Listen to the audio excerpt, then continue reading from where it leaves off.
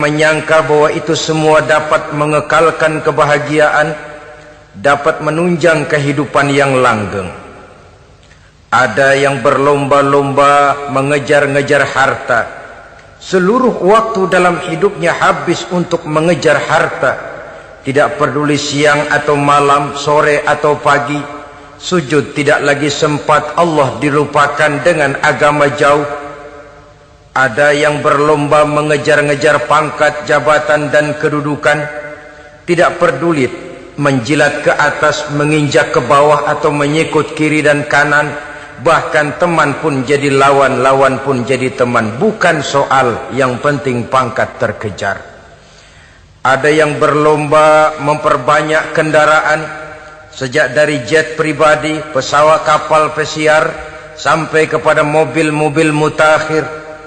Ada yang berlomba memperbagus rumahnya. Ada yang berlomba memperbanyak istri dan anak-anaknya. Seluruhnya tenggelam di dalam perlombaan yang menurut ukuran mereka akan mendatangkan prestise, kemegahan dan kebanggaan. Allah Subhanahu wa ta'ala menegur, memberikan peringatan dalam surah yang pendek, yaitu surah At-Takatsur. Alhaakumut takatsur hatta zurtumul maqabir kalla sawfa ta'lamun. Alhaakum ay syagalakum an ta'ati rabbikum. Kamu telah lalai daripada taat kepada Tuhanmu, dan yang menyebabkan kamu lalai itu tidak lain at-takatsur. At-takatsur artinya at-tabahi bi kathrati mata'id dunya. Bermegah-megah dengan memperbanyak kesenangan hidup duniawi. Dengan kata lain, berlomba-lomba mengejar kemegahan duniawi telah menyebabkan kamu lalai daripada mengingat, daripada taat kepada Allah Subhanahu wa ta'ala. Apabila orang cenderung materialistis, seluruh kegiatan hidup dikerahkan untuk berlomba memperbanyak materi. Apa namanya harta benda, apa namanya rumah, apa namanya pangkat dan jabatan. Maka dikala itu seseorang akan sangat mudah lalai daripada taat kepada Allah Subhanahu wa ta'ala. Hilanglah kesadaran bahwa sesungguhnya apapun yang kita miliki dalam kehidupan dunia ini tidak lain hanya barang titipan sementara. Kita cari, kita kejar, tapi setelah kita dapatkan, jangan dia dijadikan tujuan. Jadikanlah dia sebagai alat. Apabila harta benda duniawi sudah dijadikan sebagai tujuan daripada kehidupan, maka sesungguhnya kita sudah terseret dalam satu siklus, satu lingkaran setan yang tidak akan pernah berujung.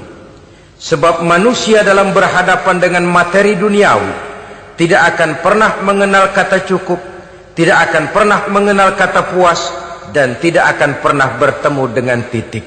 Selalu koma, selalu kurang, selalu tidak ada. Saudara kaum muslimin rahimakumullah. Oleh sebab itu agama memberikan kesadaran. Seluruh yang kita miliki, yang dititipi oleh Allah dalam kehidupan ini berupa materi keduniaan, hakikatnya adalah alat dan bukan sebagai tujuan. Apabila alat sudah kita jadikan tujuan, kita akan terjebak ke dalam satu perlombaan yang justru akan mencelakakan kita sendiri. Inilah yang saya maksud dengan sirkuit celaka. Perlombaan yang hanya membuat kita jerih, payah, keringat bercucuran, tenaga terkuras, tapi tidak akan pernah sampai ke garis finish. Karena memang tidak ada garis finishnya. Betapapun jauhnya satu perlombaan, dia mesti punya garis finish. Tapi kalau sudah at-takatsur, berlomba bermegah-megah diri, maka barangkali tidak akan pernah ada garis finishnya. Kita akan terseret dalam lingkaran setan, berputar di seputar itu tanpa tahu kapan berhenti dan di mana titiknya. Agamalah yang memberikan kesadaran. Alhaakumut takatsur. Bermegah-megahan telah membuat kamu lalai daripada taat kepada Allah Tuhanmu. Semua sadar bahwa kita diciptakan tidak lain adalah untuk mengabdi kepada Allah.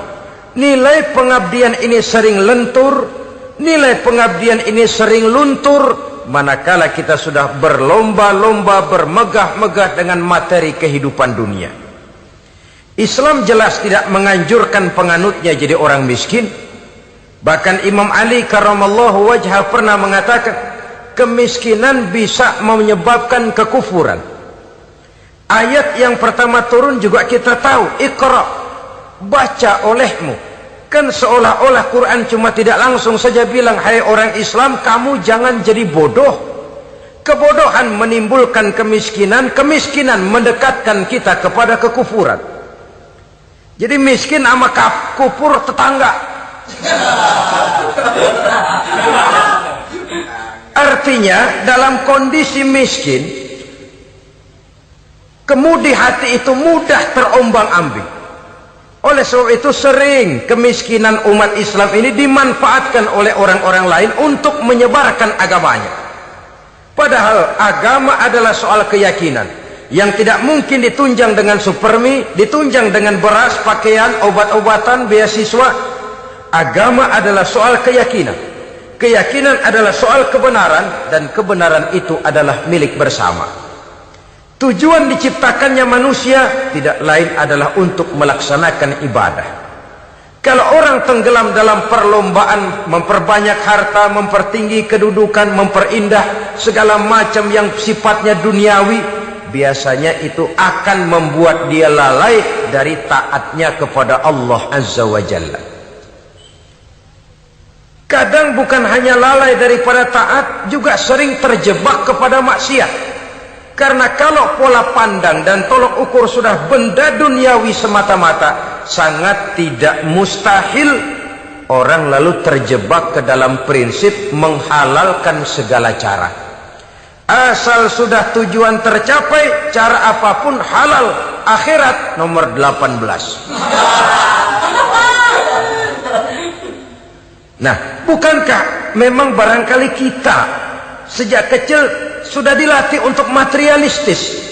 Umpamanya, kita hanya sering dilatih untuk takut kepada yang konkret-konkret saja.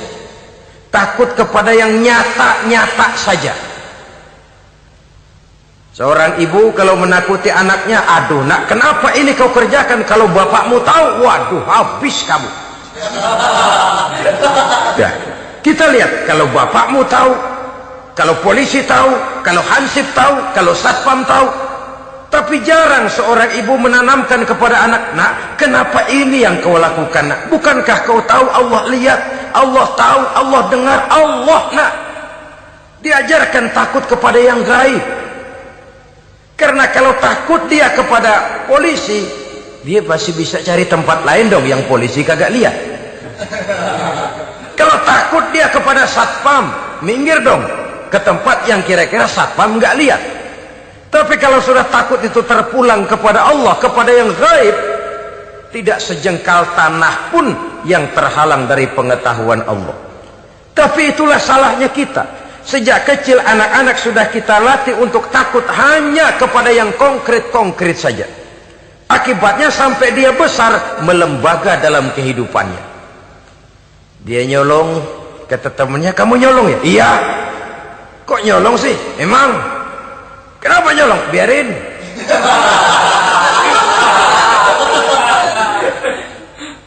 Kamu kan tahu Allah lihat? Tahu. Kenapa nyolong juga? Biarin. Asal orang jangan lihat. Kalau Allah mah lihat, dia kagak ribut.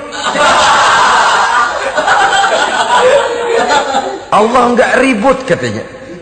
Nah, ini kan satu refleksi yang timbul daripada kenyataan. Jikalau orang hanya dijejali rasa takut kepada yang konkret-konkret saja, kepada yang zohir-zohir saja, yang akan tumbuh lalu mental kucing.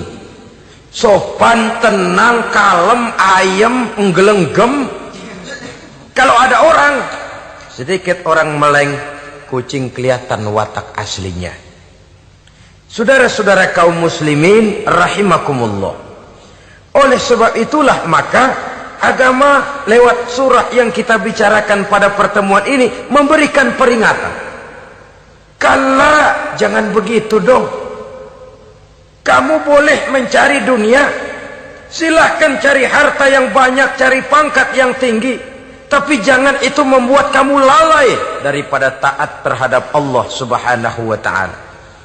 Jangan karena keinginan mendapat harta yang sebanyak-banyaknya lalu melakukan segala macam cara asal tujuan tercapai. Itu sudah membuat kita lalai.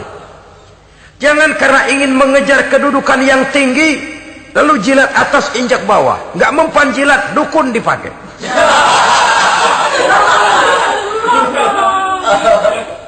Itu kan sudah membuat kita lalai. Nanti kalau berhasil, wah, dukun kita paten.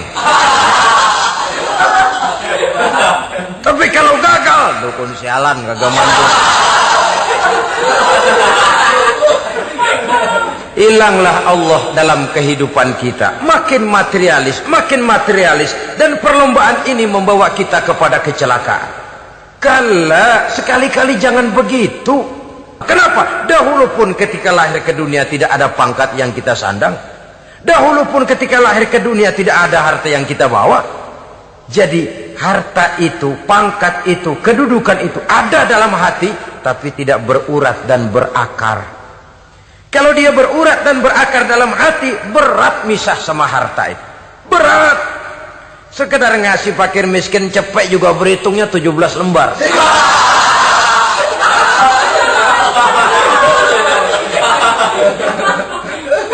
Dengar di kantornya mau ada mutasi, pindah dia dari tempat basah ke tempat kering, baru berita burung udah meriang duluan. Ini nanti bagaimana, itu nanti bagaimana, ini nanti bagaimana. Kan tidak jarang orang yang kena apa istilah kerennya zaman sekarang itu, post power syndrome. Post power syndrome ini pernah dianalisa oleh Nabi. Kata beliau, irhamu salasatan minan nas, sayangilah 3 macam manusia. Siapa mereka? Pertama, azizan zalla, orang terhormat yang jatuh hina. Ini yang sering terkena post power syndrome. Biasa kemana-mana dikawal, dihormati, datang ke tempat ini protokol siap, ini serba diatur, semua serba beres. Begitu jabatan selesai atau pensiun, habis orang gak indah-indah. Dia lihat orang diemin aja, orang diemin, orang tonton. Ini kalau nggak kuat mentalnya, itu kena post power syndrome. Akibatnya ya bisa jantungan, bisa leper, bisa darah tinggi. Ya penyakit-penyakit yang zaman dulu kita nggak kenal. Ini kan makin banyak dokter, makin maju ilmu kedokteran, makin aneh penyakit. Saudara hadirin yang saya hormati, post power syndrome kena apa yang dinamakan frozen emotional attitude. Tidak kuat menghadapi kenyataan. Azizan zalla, orang terhormat yang jatuh hina, itu sangat perlu dikasihani. Yang kedua, ghaniyan qad iftaqar, orang kaya jatuh miskin. Ini juga sama. Biasa hidup apa ada, serba ada, lalu harus hidup apa adanya. Ini kalau kurang-kurang kuat benar-benar memble ini.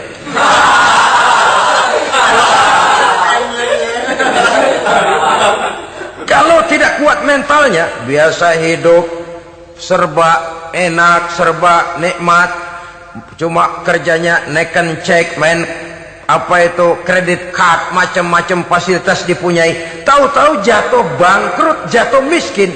Kalau tidak fondasi agamanya kuat, bisa gantung diri, bisa bunuh diri, bisa frustasi, bisa terkena psikosomatik, tekanan jiwa mempengaruhi faktor biologis. Timbullah tekanan, terjadilah penyakit aneh-aneh. Al-ghaniyan qad iftaqara, orang kaya jatuh miskin, itu perlu dikasihani. Yang ketiga, wa faqihan yal'abu bihil juhal, ahli fikih tapi dipermainkan oleh orang-orang bodoh. Hanya kebetulan orang bodoh itu punya kekuasaan. Hukum bisa dipesan.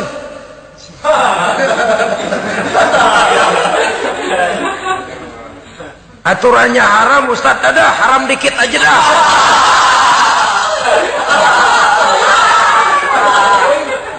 Si Sibuklah tuan fakih ini, ahli fikih ini mencari dalil kebet sana kebet sini supaya yang tadinya haram benar bisa jadi haram sedikit. Padahal yang minta ini orang bodoh, tidak ngerti agama. Cuma karena punya kekuasaan dipermainkan oleh orang yang fakih. Orang yang fakih ini dipermainkan. Kasihan orang yang seperti itu. Wa faqihan yal'abu bihil juhal. Ahli fikih tapi dipermainkan oleh orang-orang bodoh. Akibatnya karismanya hilang, wibawanya lenyap. Dia menyangka bahwa dengan mengharam-haram sedikit-sedikit itu dia bisa mendapat keuntungan yang berganda-ganda. Padahal akibatnya itu hanya akan membawa kecelakaan saja. Allah peringatkan benar, kala sekali-kali jangan begitu.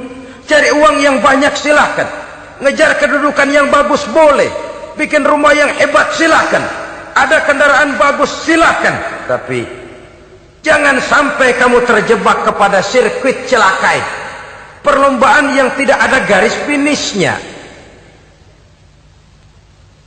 Sering dicontohkan orang menghayal, melamun, kamu kenapa enggak mau ibadah? Lah bagaimana mau sembahyang, saya di Jakarta masih ngontrak.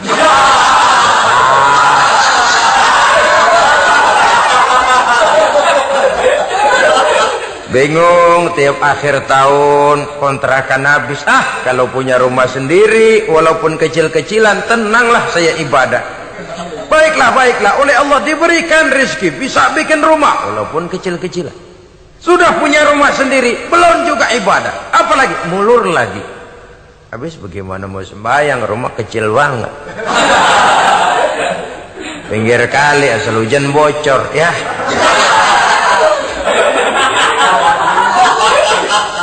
Kalau bisa punya rumah permanen, rajin dah ibadah dah. Iyalah, diberikan rezeki, bisa bikin rumah besar. Kamarnya banyak, halamannya luas. Kendaraan belum ada. Perabotan belum lengkap. Sudah ada kendaraan, belum kayak orang-orang. Sudah kayak orang-orang, masih sama dong, kudu di atas. Kapanlah selesainya? Kala, sekali-kali jangan begitu. Jangan kamu mengumpulkan harta bermegah-megah membuat kamu lalai dari taat kepada Tuhanmu. Engkau tinggalkan rukuk dan sujud, engkau jauh dari masjid, engkau kering dari kehidupan beragama. Sebab itulah maka pembangunan fisik material tidak bisa dipisahkan dengan pembangunan mental spiritual. Tidak hanya cuma dalam teori, tapi juga harus dalam praktek. Selalu pembangunan yang hanya mengarah kepada fisik material, jauh dan kering dari agama, hanya akan melahirkan manusia-manusia materialistis yang terjebak di dalam sirkuit celaka, perlombaan yang tidak pernah mengenal garis finish. Sebab itu agama mengajarkan, orang kaya itu siapa sih? Yang banyak duit? Belum tentu. Yang kebunnya di mana-mana ngebelatak? Belum tentu. Yang pabriknya selebar-lebar? Belum tentu. Yang punya segala macam peternakan, dari peternakan gajah sampai peternakan kutu?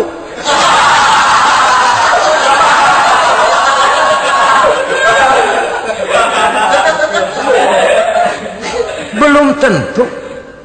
Agama memberikan tuntunan yang sangat luhur. Orang kaya itu adalah orang yang hidupnya cukup.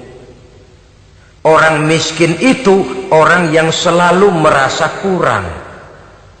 Bagaimanapun banyak duit saudara miliki, kalau masih merasa kurang, masih miskin saudara. Saya punya uang 1.000 rupiah, Anda punya uang 1 juta rupiah. Mungkin saya lebih kaya dengan uang yang 1.000 ketimbang Anda 1 juta. Kenapa? Dalam tangan saya uang 1.000 besar, artinya sesuai dengan kebutuhan saya. Tapi di tangan Anda uang 1 juta, kebutuhan Anda lebih besar daripada itu lagi. Maka agama mengajarkan sifat qanaah, merasa cukup, dan itulah sumber kekayaan yang hakiki. Orang kaya adalah orang yang hidupnya cukup. Kalla saufa ta'lamun, jangan begitu, nanti kamu akan tahu. Tsumma kalla sawfa ta'lamun. Jangan sekali-kali begitu, satu saat kamu pasti akan tahu. Kalla law ta'lamuna ilmal yaqin, tsumma latarawunnaha 'ainal yaqin, tsumma latus'alunna yawma idzin 'anil na'im. Nah, kapan perlombaan ini akan menyadarkan orang biasanya? Hatta zurtumul maqabir. Sampai kamu dekat ke liang kubur. Itu biasanya kalau istilah orang sekarang baru ngeh. Asal sudah napas sampai tenggorokan disambung dengan selang, sudah Senin Kemis dibantu dengan alat picu jantung, gerak gerak gerak gerak, sudah kayak orang mau gergaji kayu. Dikala itu barulah sadar orang biasanya. Dan kesadaran semacam itu kesadaran yang terlambat, kesadaran ala Fir'aun. Fir'aun selagi hidup diajak beriman dan nehi aja.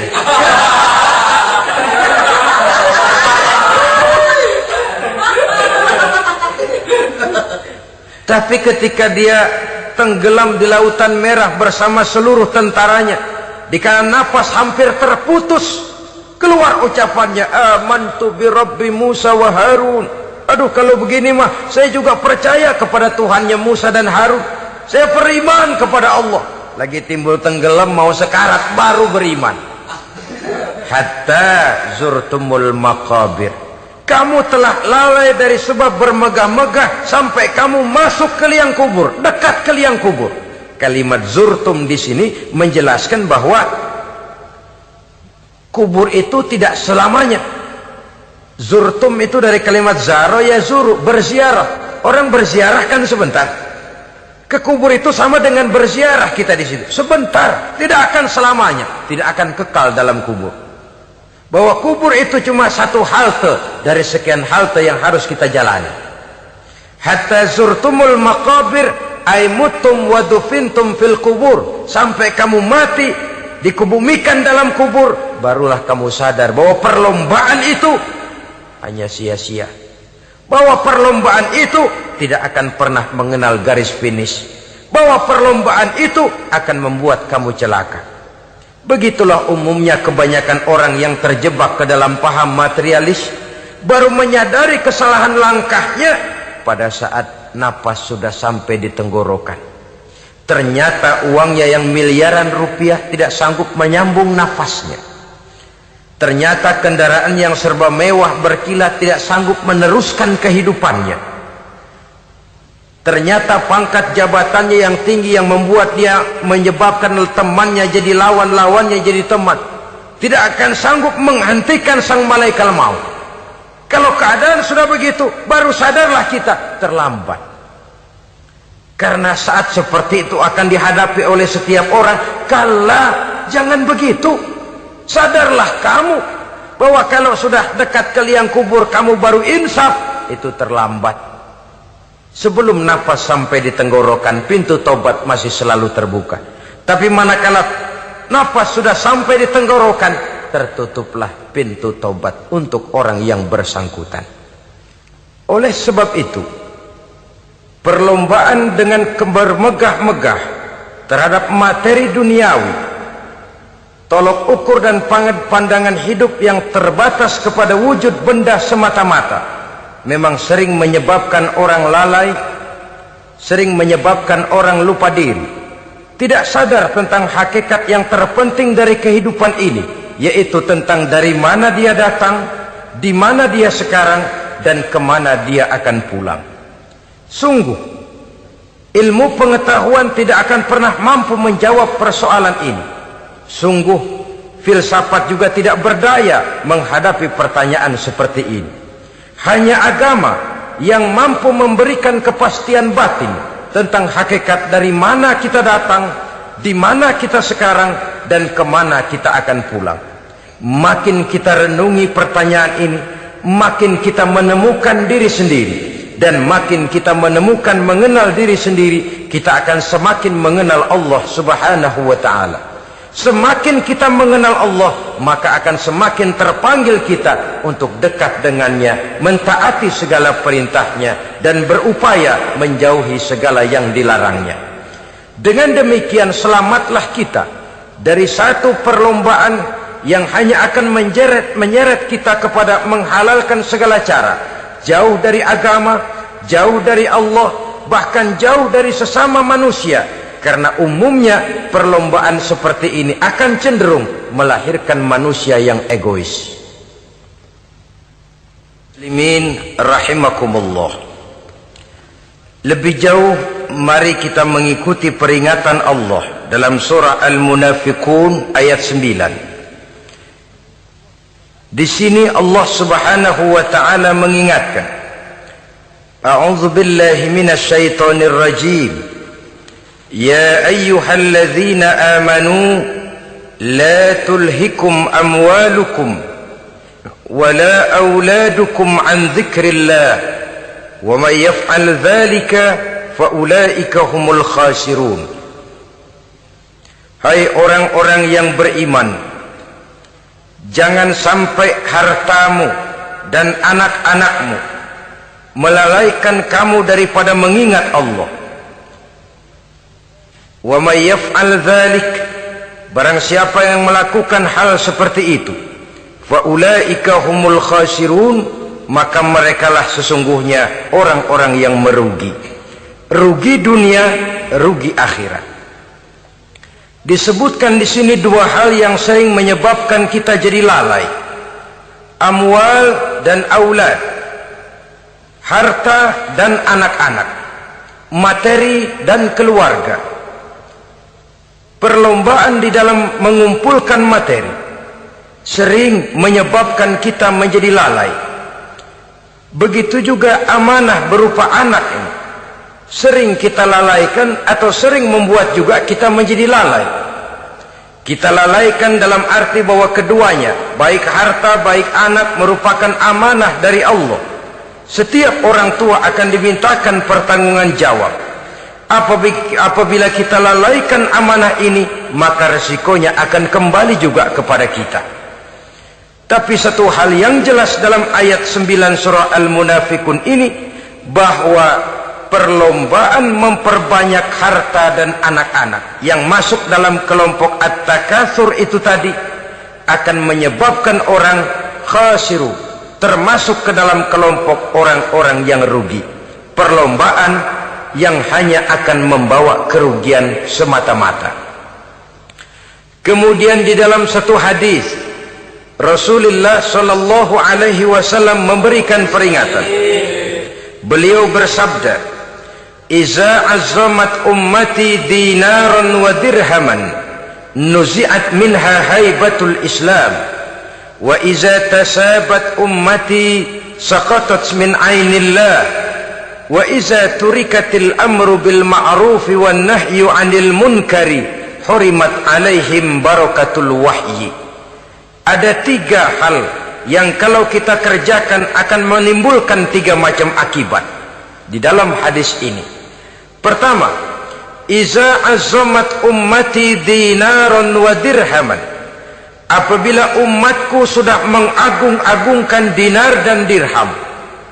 Artinya kalau umatku sudah jatuh menjadi umat yang materialistis, segalanya diukur dari dinar dan dirham. Dinar dan dirham ini kalau bahasa Inggrisnya dokat.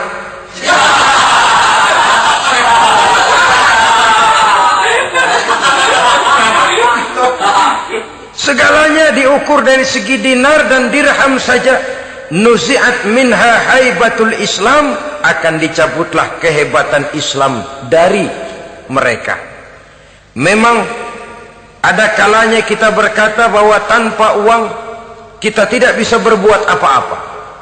Tapi kalau itu dijadikan landasan dari segala sesuatu, itu yang dijadikan ukuran, itu yang dijadikan tujuan, kita hakikatnya sudah gagal sebelum melangkah. Apapun saja profesi kita, apabila sudah menjadi pendewa dinar dan dirham, akan hilanglah kehebatan Islam, akan dicabut kehebatan Islam itu. Umat Islam bisa dibeli, ulama bisa dikontrak, kiai bisa dicarter. Saudara hadirin ma'asyiral muslimin rahimakumullah, apabila umatku sudah membesar-besarkan dinar dan dirham, bermegah-megah dengan itu, berlomba-lomba memperbanyak itu yang menjadi tujuan dan tolok ukur dari segala kegiatan, nuzi'at minha haibatul Islam, akan dicabutlah kehebatan Islam, hilang itu wibawa. Walaupun dia bernama umat mayoritas dalam jumlah, tetapi dia minoritas dalam peranan, mayoritas dalam bilangan, tapi minoritas dalam percaturan kegiatan hidup ini. Kita ingat di zaman pengembangan Islam di masa Rasulullah sallallahu alaihi wasallam, mereka berlomba-lomba mengorbankan dinar dan dirhamnya untuk kepentingan agama, bukan mengorbankan kepentingan agama untuk mencari dinar dan dirham. Kita di zaman sekarang sering terjadi penjungkiran nilai, terbalik yang kita amalkan. Nabi Ibrahim mengorbankan putranya Ismail untuk kepentingan agama. Kita sering sekarang ini mengorbankan kepentingan agama untuk anak-anak kita. Dulu anaknya yang dikorbankan buat agama, sekarang agamanya dikorbankan buat anak. Dulu dinar dan dirham dibelanjakan untuk menopang agama, sekarang agama dijadikan alat untuk mencari dinar dan dirham. Saudara-saudara kaum muslimin rahimakumullah, memang apabila dinar dan dirham digunakan untuk penyangga perjuangan, itulah idealnya. Saya katakan tadi, dinar, dirham, uang, dunia cuma sekedar alat, bukan sekedar tujuan. Kita memerlukan alat ini. Membangun pesantren tidak cukup dengan semangat, membangun rumah sakit Islam tidak cukup dengan pidato, membangun masjid tidak cukup dengan semangat menggebu-gebu. Kita perlu semen, kita perlu pasir, kita perlu batu kali, kita perlu besi, dan itu semua beli. Tidak turun dari langit seperti turunnya embun di waktu pagi. Tidak mungkin rumah sakit Islam muncul ke permukaan hanya dengan sim salabim abrakadabra.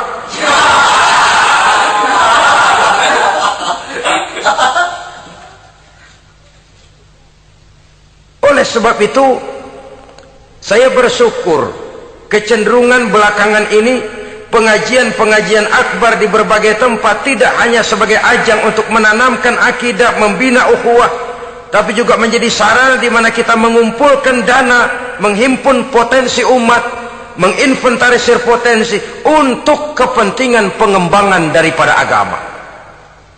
Meskipun ada satu dua orang yang salah paham tentang ini, sampai kemudian saya mendapat satu merek yang cukup tidak enak untuk didengar, mengkomersilkan pengajian katanya, karena memang ada pengajian yang menggunakan sistem karcis, sebenarnya juga tidak etis. Undangan berikut infak yang seluruh hasilnya digunakan buat kepentingan agama, apakah itu rumah sakit, apakah itu madrasah, apakah itu masjid, dan 1 sen pun saya tidak menuntut bagian dari itu.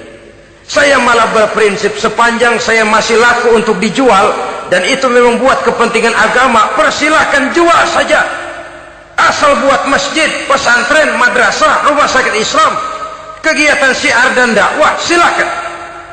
Tapi kalau sudah dijual buat kepentingan pribadi, memperkaya diri sendiri, tentunya dunia akhirat sulit untuk ridho kepada tingkah laku yang semacam itu.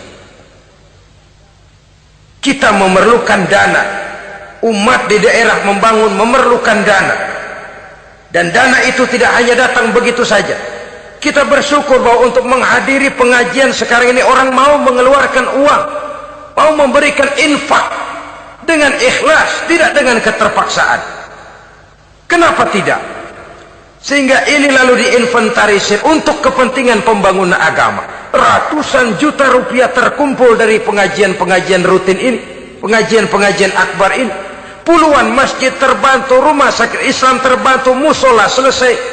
Ya walaupun tidak lalu semuanya beres, tapi gemaknya itu sudah cukup menyentuh untuk menyadarkan orang bahwa harta baru kekal kalau dia sudah dibelanjakan di jalan Allah.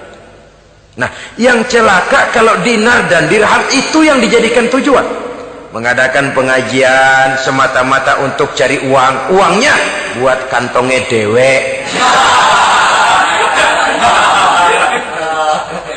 Itu yang membuat dicabutnya kehebatan Islam itu.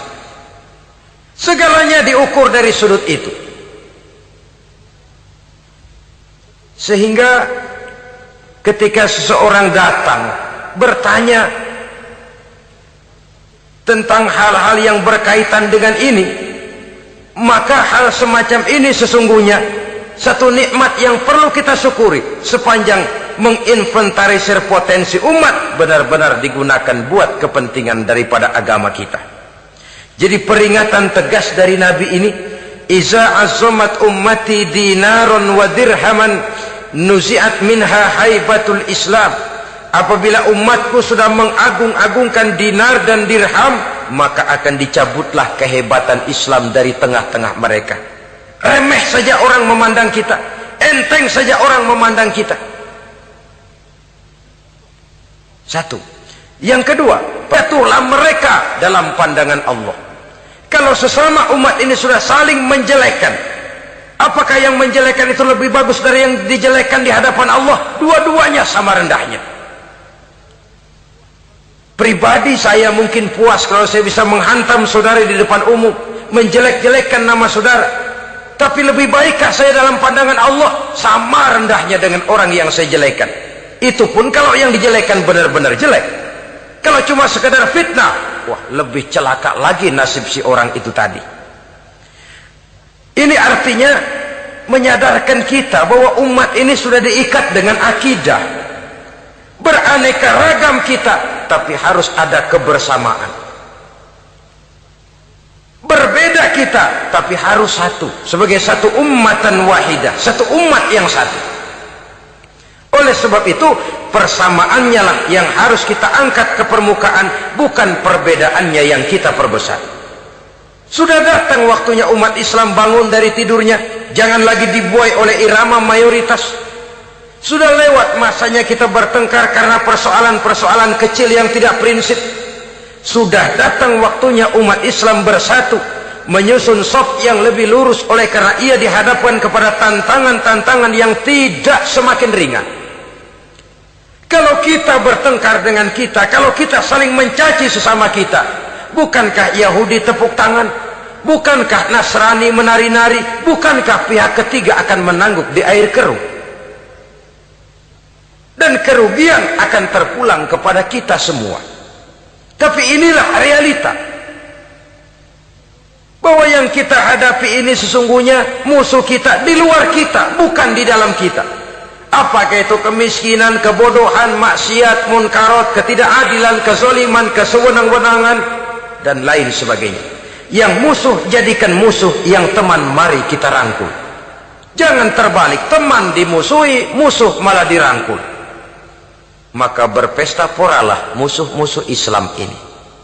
Saudara-saudara kaum muslimin rahimakumullah, Nabi memperingatkan dengan tegas, wa iza tasabat ummati saqatat min ainillah. Jikalau umatku sudah saling mencaci maki, sudah saling berbantah-bantahan, jatuhlah mereka dalam pandangan Allah. Satu ayat menjelaskan jangan sebagian kamu meremehkan, yaskhar, mengecilkan, menganggap enteng orang lain. Boleh jadi yang dihina, diremehkan, dianggap enteng itu nilainya lebih bagus daripada yang menganggap enteng. Hakikat segala sesuatu itu cuma kembali kepada Allah. Di sanalah penilaian finalnya. Manusia hanya melihat yang zahir. Makin banyak harapan hidup ini kita gantungkan kepada manusia, makin banyak kita harus bersiap untuk kecewa. Saudara-saudara kaum muslimin rahimakumullah. Kemudian yang ketiga peringatan dari baginda Nabi, wa iza turikatil amru bil ma'rufi wan nahyu 'anil munkari hurimat 'alaihim barakatul wahyi. Apabila amar ma'ruf dan nahi munkar telah ditinggalkan, maka akan hilanglah keberkahan wahyu, akan hilanglah keberkahan Quran, akan sirnalah keberkahan agama. Amar ma'ruf dan nahi munkar ditinggalkan. Artinya di tengah masyarakat sudah tidak ada lagi yang menyerukan ini baik, ini tidak baik, ini halal, itu haram. Mari kita sholat, mari makmurkan taklim, santuni yatim piatu, makmurkan masjid. Seruan ke arah itu tidak lagi terdengar. Sementara tinggalkan judi, tinggalkan minuman keras, jauhi zina, seruan semacam itu pun tidak lagi terdengar. Maka hilanglah keberkahan wahyu itu. Karena amar ma'ruf dan nahi munkar merupakan bagian daripada ajaran agama kita. Menjadi sponsor dari segala macam kebajikan dan menjadi penghalang daripada segala macam kemunkaran sesuai dengan batas kemampuan yang kita miliki masing-masing. Nah, saya kembali kepada persoalan pokok di awal pembicaraan tadi. Bagaimana jalan keluarnya? Jalan keluarnya tidak lain adalah upaya. Bagaimana kegiatan yang sifatnya fisik material ini diimbangi dengan kegiatan yang bersifat mental spiritual. Upaya menghidupkan majelis-majelis taklim, upaya memakmurkan masjid-masjid sebagai laboratorium rohani untuk mewujudkan keseimbangan dalam pola pikir yang akan berlanjut dalam gerak hidup yang kemudian akan tertuang dalam segala perbuatan manusia. Apabila sudah terwujud kepincangan dalam pola pikir, akan pincanglah caranya bertindak dan berbuat, akan pincanglah pandangan hidupnya, akan pincanglah orientasinya di dalam kehidupan ini. Oleh karena itu, Islam dalam berbagai aspek kehidupan mengajarkan sistem keseimbangan. Mencari harta boleh, tapi tidak boleh keluar dalam kerangka fastabiqul khairat. Berlomba-lomba silahkan, tapi untuk kebaikan, bukan untuk bermegah-megah, bukan untuk menumbuhkan gengsi, bukan untuk meninggikan prestise dan harga diri, tapi fastabiqul khairat, berlomba-lomba di dalam mengejar kebajikan, di dalam menyebarkan kebaikan. Bukan sekedar berlomba-lomba, tapi tolong menolong, bantu membantu. Ta'awanu 'alal birri wat taqwa wala ta'awanu 'alal ismi wal udwan. Bertolong-tolonganlah kamu di dalam kebaikan dan takwa, jangan bertolong-tolongan di dalam perbuatan dosa dan permusuhan. Kerjasama di dalam kebaikan, kerjasama di dalam ketakwaan. Ada satu contoh yang menarik bahwa umat Islam di dalam ia menjalin kebersamaan itu harus seperti orang main sepak bola. Saudara lihat, orang main sepak bola, kalau pertandingan belum dimulai, silahkan kumpul di luar lapangan, atur strategi yang baik. Tapi kalau pertandingan sudah dimulai, turun ke lapangan hijau, jangan kumpul terus. Masa ada sepak bola gotong royong, groyok ke sana, groyok ke sini, ya kalah terus. Harus ada yang jadi penyerang tengah, kan begitu toh sepak bola.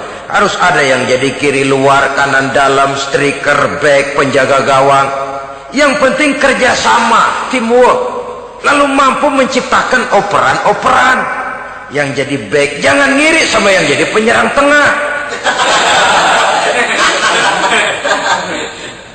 Jangan hasut, sebab bagaimanapun juga andai kata si penyerang tengah berhasil menjaringkan bola ke gawang lawan, kan kemenangan bukan kemenangan satu orang, kemenangan satu kesebelasan, kemenangan satu tim. Ini yang sering terjadi, back ngiri sama penjaga gawang, lalu penjaga gawang ngiri sama penyerang tengah, penyerang tengah ngiri sama kiri luar. Ya kapan mau menggolkan ke gawang lawan? Kita ini satu kesebelasan, posisi boleh berbeda.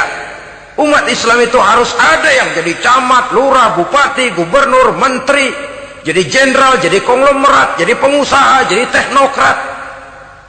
Yang penting kerjasama, teamwork, mampu menciptakan operan-operan yang akurat.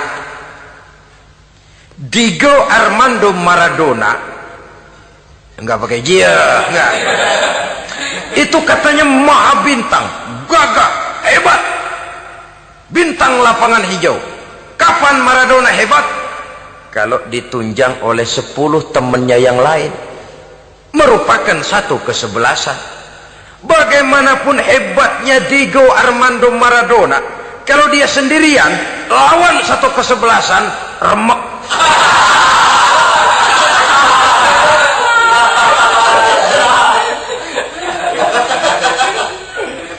Dia hebat, dia jenius, dia maha bintang karena dapat operan dari teman-temannya. Bukan jegalan, operan. Jadi oleh sebab itu bagaimana kita menciptakan operan-operan akurat yang akan melahirkan kebersamaan di tengah-tengah umat. Artinya satu contoh saja. Misalnya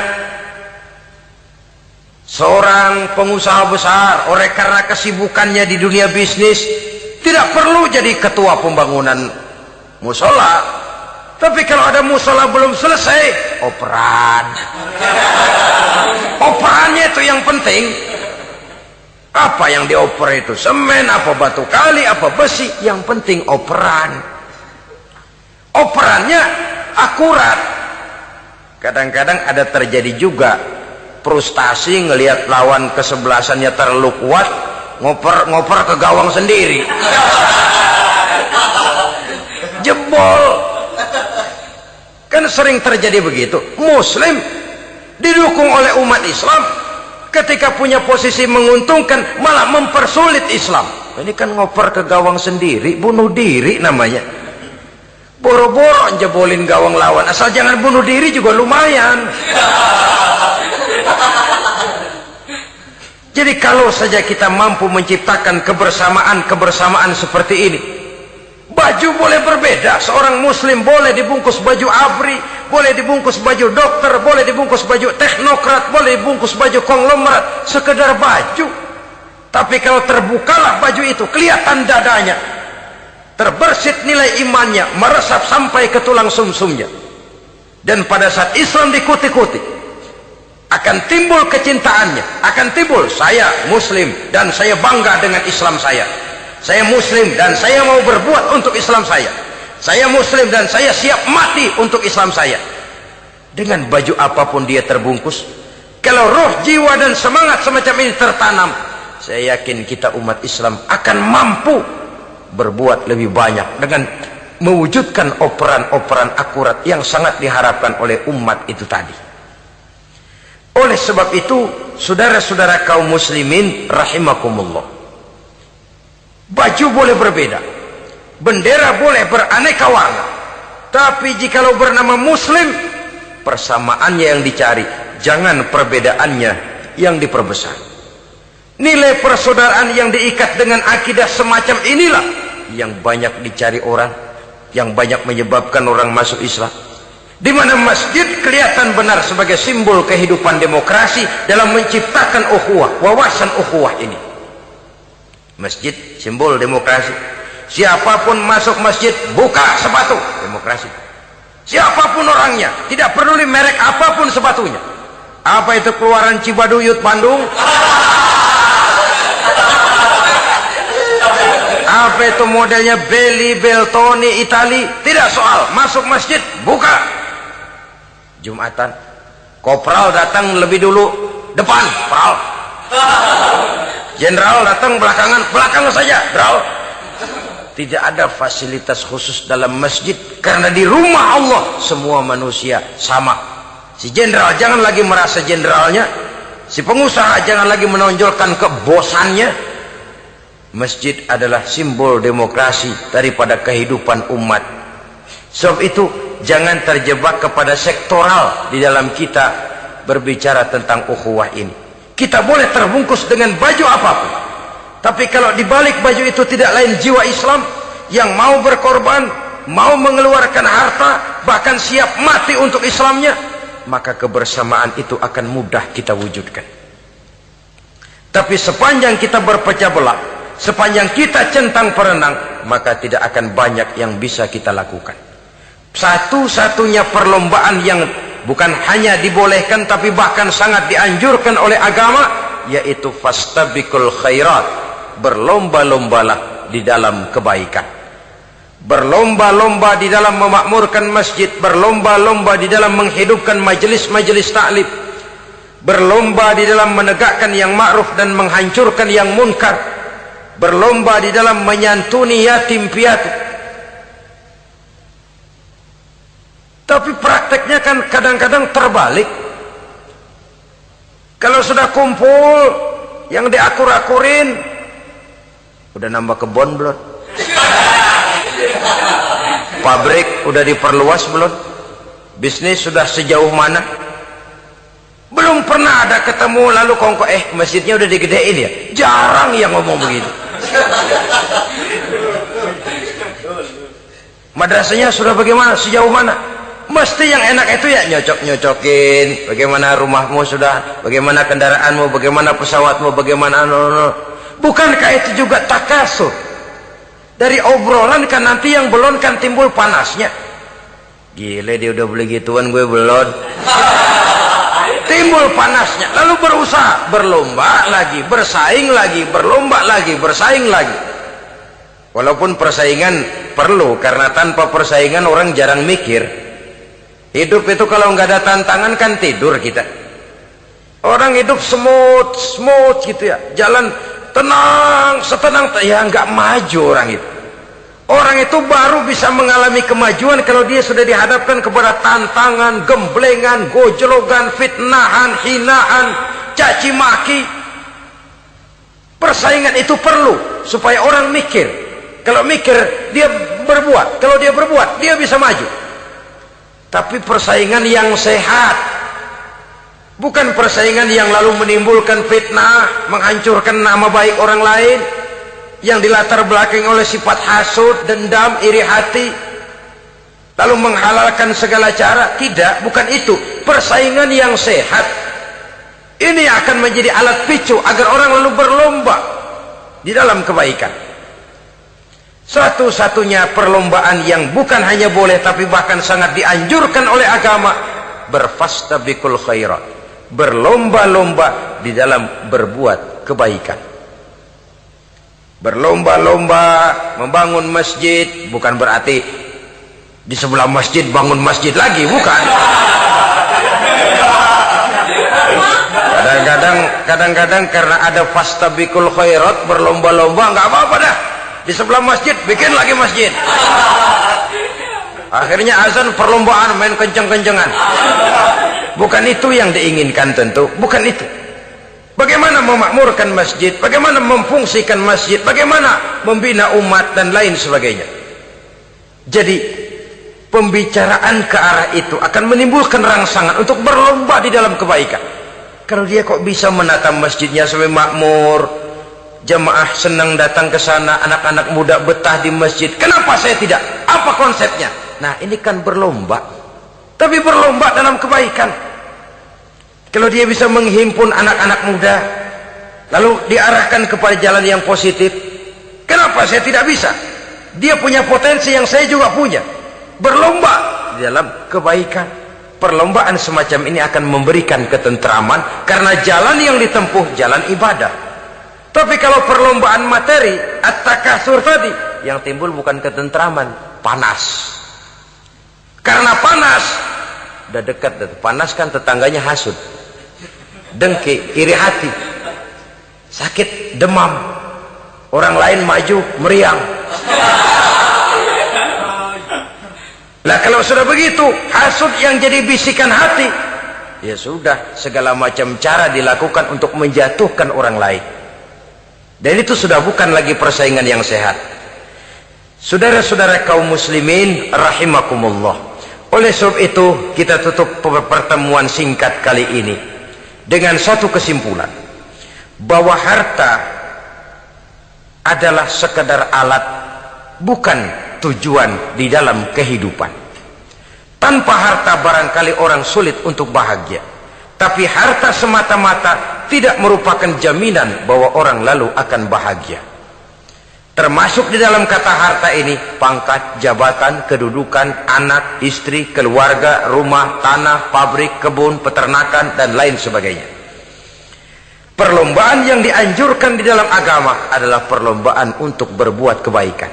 Maka masalahnya sekarang, bagaimana kita memanfaatkan harta ini untuk sebanyak-banyak kebaikan yang bisa kita lakukan. Semoga kita mampu melakukannya dan kita tidak termasuk dalam orang-orang yang celaka yang lantaran bermegah-megah dengan kesenangan dunia saja. Terima kasih atas segala perhatian. Mohon maaf atas segala kekurangan. Usikum wa nafsi bitaqwallah. Wassalamualaikum warahmatullahi wabarakatuh.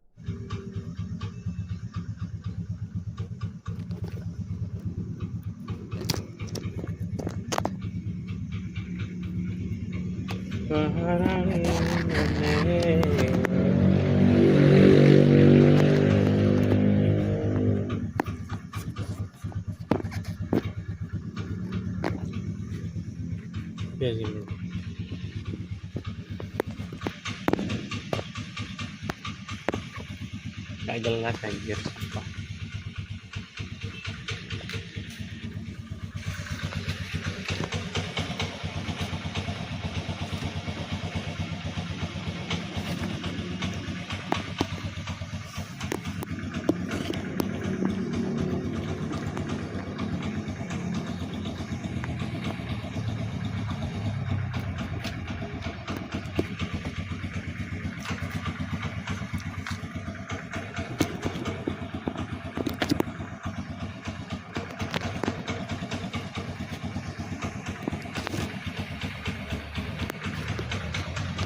Ketekan gitu nggak sih kalau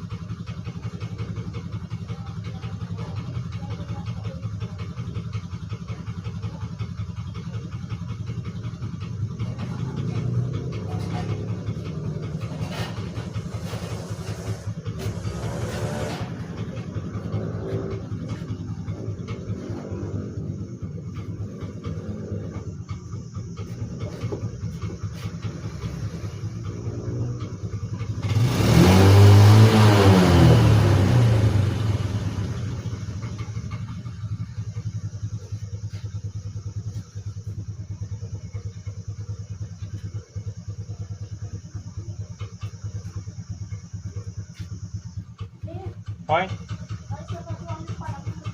Aku lagi merekam. Merekam. Bintang.